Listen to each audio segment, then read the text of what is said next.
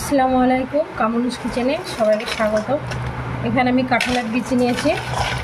বিচিগুলোকে কেটে খুব সহজে পরিষ্কার করে দেখাবো, আর এটা পরিষ্কার করে এটা রান্না করে নেব, সেটাও আপনাদের সঙ্গে শেয়ার করব কীভাবে রান্না করছি, কীভাবে কাঁঠালের বিচিটা পরিষ্কার করছি।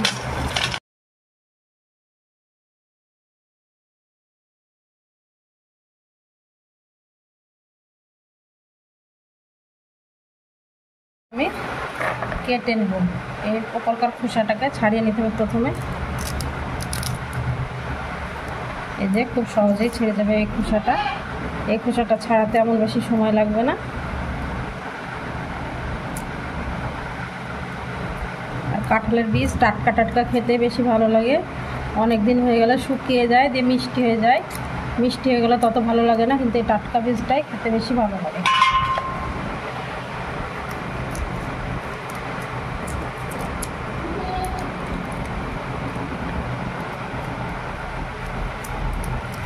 এই যে খুব সহজেই খোসাগুলো উঠে আসবে।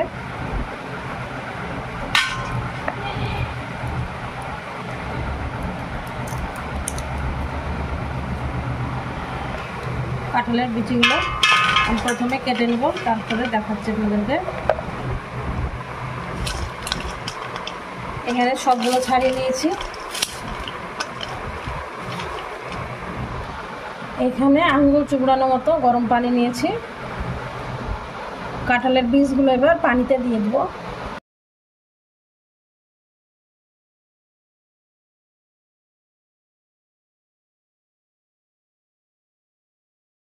বীজগুলো আমি পানিতে দিয়ে দিয়েছি। এবার দিয়ে দেবো 2 টুকরো লেবুর রস। এখানে যাতে আঙুল চুবড়ানো যায় এরকমই গরম পানি দিতে হবে, খুব গরম নেওয়া যাবে না।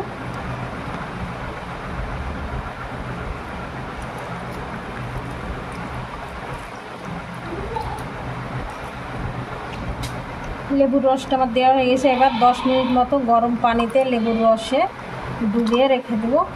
তাহলে এই খোসাগুলো সবাই হয়তো পছন্দ করে না, এই লাল খোসাগুলো, কিন্তু এই খোসাগুলো খুব তাড়াতাড়ি যাতে উঠে যায়। লেবুর রসে গরম পানিতে চুবিয়ে রেখে দিলাম 10 মিনিট। ঢাকা দিয়ে রাখবো এখন।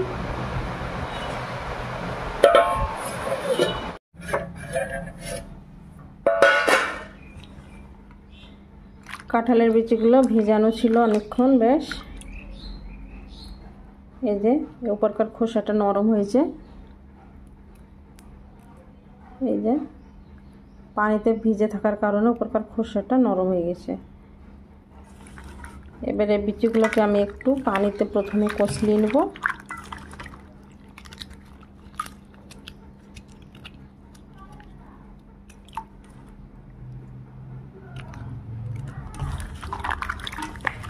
পানিতে একটু ভালো করে কষলিয়ে নেব, দিয়ে আমি একটা ঝুড়িতে তুলে নেব। এখানে একটা ঝুড়িতে আমি তুলে নিয়েছি। এবার আমি ঝুড়িতে এইভাবে ভালো করে ঘষে নেব।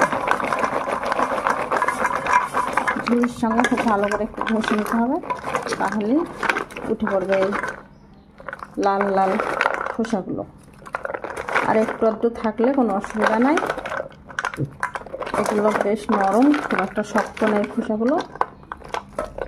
আমি ঝুড়ির সঙ্গে কষলে খোসাগুলো উঠিয়ে নেব।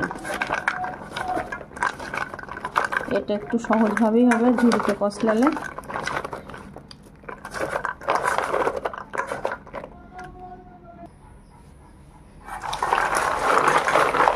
এইভাবে এক হাত দিয়ে ঝুড়িটাকে ভালো করে ধরতে হবে, আর এক হাত দিয়ে এইভাবে কষলাতে হবে, ঘষতে হবে।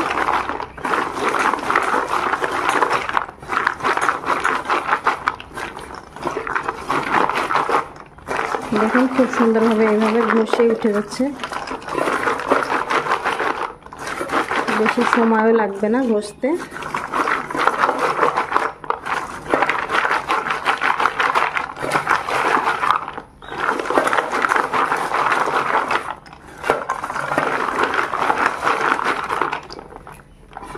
দেখুন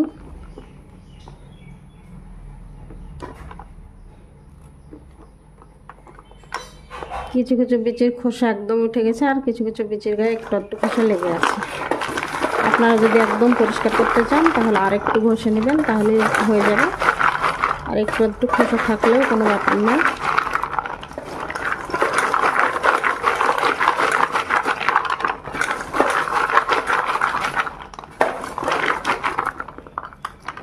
দেখুন খোসাগুলো কত সুন্দরভাবে উঠছে।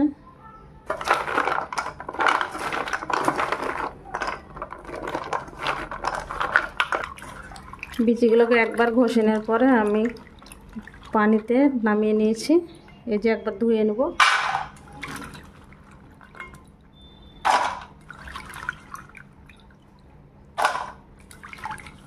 এই যে দেখুন কতটা খোসা বেরিয়েছে।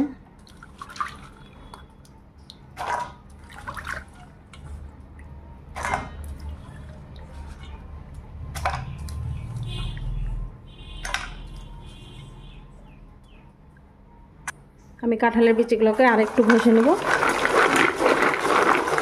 এইভাবেই ঘষে নেব আমি।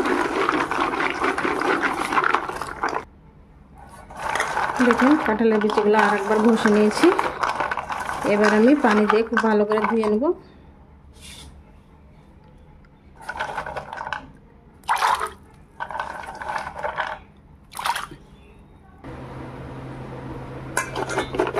এই যে কাঁঠালের বিচিগুলো পরিষ্কার করে নিয়েছি। একটু একটু আছে গায়ে, এটুকু থাকলে কোনো অসুবিধা নাই। দেখুন খুব সুন্দরভাবে পরিষ্কার করে নিয়েছি।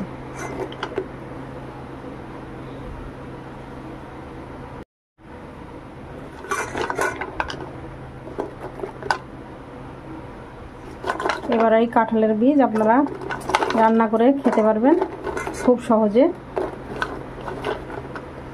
আমার এতগুলো বীজ এখন লাগবে না, আমি কিছুটা বীজ রেখে দেবো, আর কিছুটা বীজ এখন রান্না করব।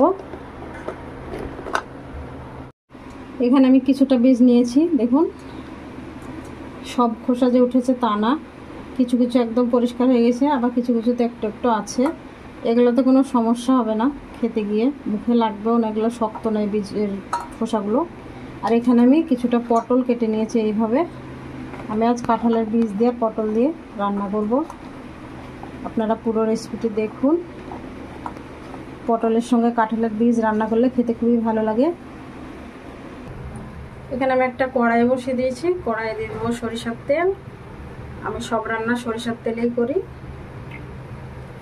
তেল দিয়ে দিলাম।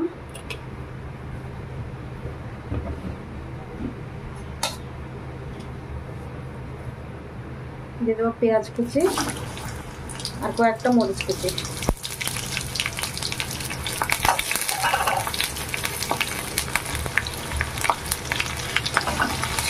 পেঁয়াজ আর মরিচের মধ্যে ভালো করে ভেজে নেব। রান্নাটাতে এমন কিছু বাটাবাটি ঝামেলা নেই, একটুটা মশলা দিয়ে রান্না করে নেব।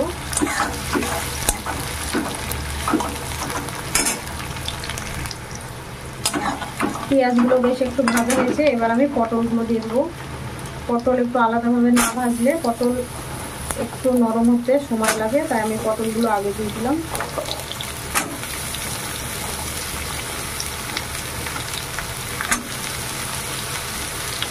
পটলের সামান্য একটু লবণ দিয়ে দেবো। লবণ দিয়ে একটু নরম করে প্রথমে পটলটা ভেজে দেবো।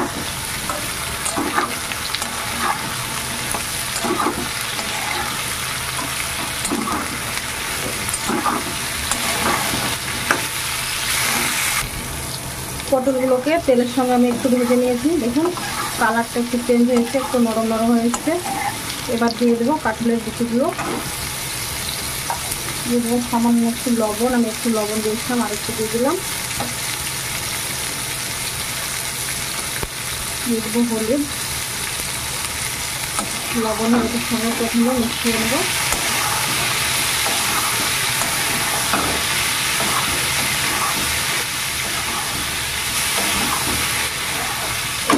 ঢাকা দিয়ে একটু ভেজে নেব।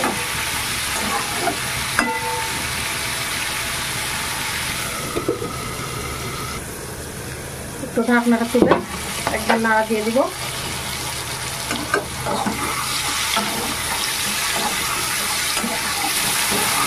এবার আমি লো ফ্লেমে ভেজে দেবো।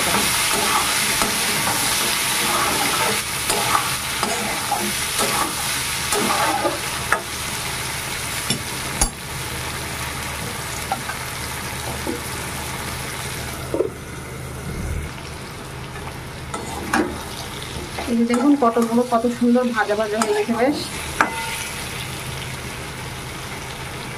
এখানে কাঁঠালের বিচিগুলো একটু একটু সেদ্ধ হয়েছে। এবার আমি দিয়ে দেবো জিরে ধনিয়ার গুঁড়ো। প্রথমে জিরের গুঁড়ো দিলে ভাজতে গেলে লেগে যায় বারবার, তাই আমি প্রথমে দিলাম না, জিরে ধনিয়ার গুঁড়ো দিয়ে দিলাম একটু।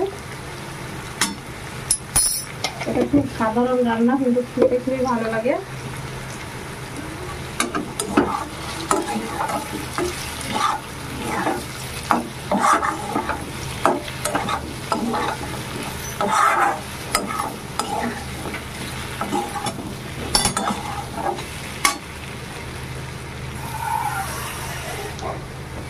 এবার আমি একটু পানি দিয়ে দেবো, কাঁঠালের বিচিটা যাতে খুব ভালোভাবে সেদ্ধ হয়।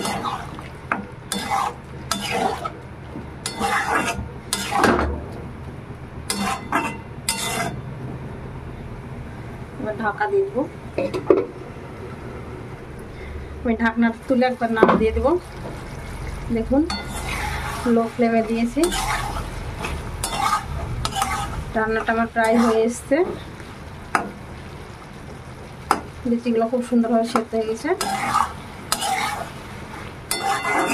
আর একটু ঢাকা দিয়ে রান্না করে নেব। এই যে গায়ের ঝোলটা আছে সেটা একদম শুকিয়ে নেব।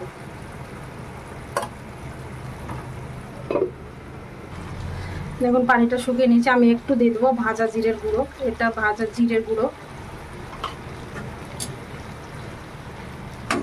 এবার এটাকে মিশিয়ে নামিয়ে দেবো। দেখুন হয়ে গেছে, রান্নাটা আমার পুরোপুরি রেডি।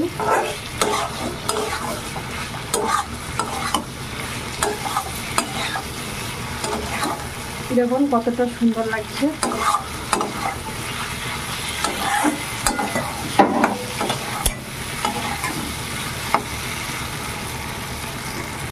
যে রান্নাটা আমার পুরোপুরি হয়ে গেছে, নামিয়ে নিয়েছি। দেখুন কতটা লোভনীয় লাগছে। এটা খেতেও কিন্তু দারুণ লাগে। এটা ভাত রুটি সব কিছুর সঙ্গেই খুব ভালো লাগে খেতে। ভিডিওটি যদি ভালো লাগে থাকে লাইক কমেন্ট শেয়ার, দয়া করে চ্যানেলটিকে সাবস্ক্রাইব করে দেবেন, পাশে থাকা বেল বাটনটি টিপে দেবেন সবার আগে নোটিফিকেশন পেতে। আপনারা সবাই ভালো থাকবেন, সুস্থ থাকবেন। আল্লাহ হাফেজ।